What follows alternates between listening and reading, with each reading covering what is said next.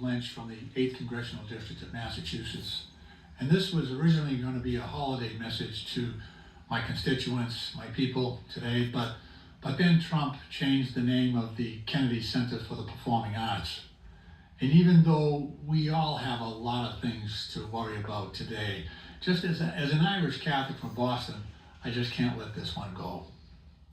Just to remind people, especially my younger constituents, my younger friends, a couple of things about John F. Kennedy. You know, JFK was a decorated Navy war veteran. He served in the South Pacific Theater during World War II at a time when our democracy itself hung in the balance. The Kennedys were a Gold Star family. Lieutenant Joseph P. Kennedy, United States Navy, was killed when his plane went down over England in 1944. But JFK, as the commanding officer of the PT-109, a patrol torpedo boat, he received the Purple Heart and the Navy and Marine Corps medals for valor after his vessel was struck by a Japanese destroyer in the Solomon Islands, and he had to risk his own life to rescue his crewmates. I believe he's the only U.S. president to ever have received the Purple Heart in our nation's history. As a candidate for the presidency, JFK had to overcome blatant bigotry because he was a Catholic.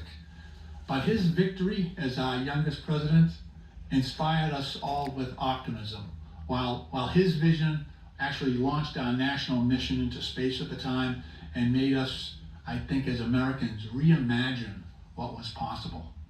During his presidency, JFK actually stood up for democracy around the globe. And he faced down the Russians with the policy of containment, and he forced them to abandon their strategy to actually place missiles in Cuba. In the meantime, ironically, Jacqueline Kennedy, our First Lady, created the White House Historical Society back in 1961, whose purpose was to restore the White House and its furnishings to its original beauty and its historical integrity in a way that paid respect to all the earlier presidents, regardless of their party. And after JFK was brutally assassinated, President Lyndon Johnson and the United States Congress, where I serve, dedicated the John F. Kennedy Center for the Performing Arts as the only dedicated national memorial in Washington, D.C. to acknowledge his service and his sacrifice to our country. So given all of that, let me just speak plainly. Donald Trump's actions to have his name placed above John F. Kennedy's on the Center for the Performing Arts is a case of stolen valor, plain and simple. While Trump and his minions have no limit to the depth to which they will stoop, we as Americans should see this for what it is.